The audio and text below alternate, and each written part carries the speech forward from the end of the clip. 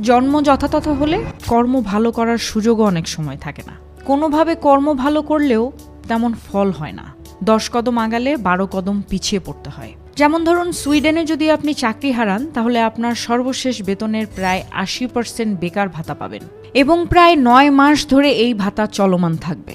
পাশাপাশি আপনাকে চাকরি খুঁজে দিতেও ওরা সাহায্য করবে। আচ্ছা, এখন ভাবুন তো, সোমালিয়াতে আপনি জন্মগ্রহণ করলে কি এই সুযোগ পেতেন? সোমালিয়াতে আপনি বেকার হলে এই সুযোগ পাবেন না। ফিনল্যান্ডের একটা বাচ্চা সম্পূর্ণ ফ্রি পড়াশোনা করে এবং পৃথিবীর একটা সেরা শিক্ষা ব্যবস্থা ওরা দেয়। আপনার পেশা কি, আপনার ইনকাম কত, সেটার উপরে আপনার বাচ্চার পড়াশোনার মান ভিন্ন হবে না কখনো। আপনি ড্রাইভার হলেও আপনার বাচ্চা যে স্কুলে যেতে পারবে, আপনি বিশ্ববিদ্যালয়ের প্রফেসর হলেও তাই হবে। জন্ম যথাতথ হলে ভালো বন্ধুবান্ধব ও সঙ্গীও তো পাওয়া যায় না।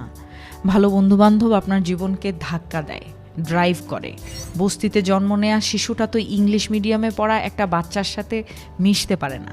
ডেনমার্কের জন্ম নেওয়া মানুষটা উচ্চতর শিক্ষা না নিয়েও একটা ভালো জীবন পার করতে পারে, কিন্তু ভারতের একটা মানুষ কিংবা বাংলাদেশের একটা মানুষ শৈশব থেকে যৌবন পর্যন্ত শুধু পরীক্ষা আর রোল নম্বরের পেছনে দৌড়ালেও একটা ভালো চাকরি পেতে কষ্ট হয়।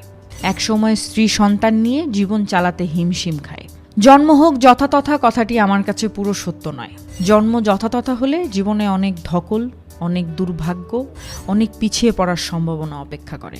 এটা সত্যি যে জীবনের উপর আমাদের কারোরই হাত নেই, তাই আমাদের কাজ হলো কর্ম করে যাওয়া এবং সেটার উপরেই আমাদের নিয়ন্ত্রণের ক্ষমতা আছে কম বেশি। তাই বলি, কর্মের কোনো বিকল্প নেই।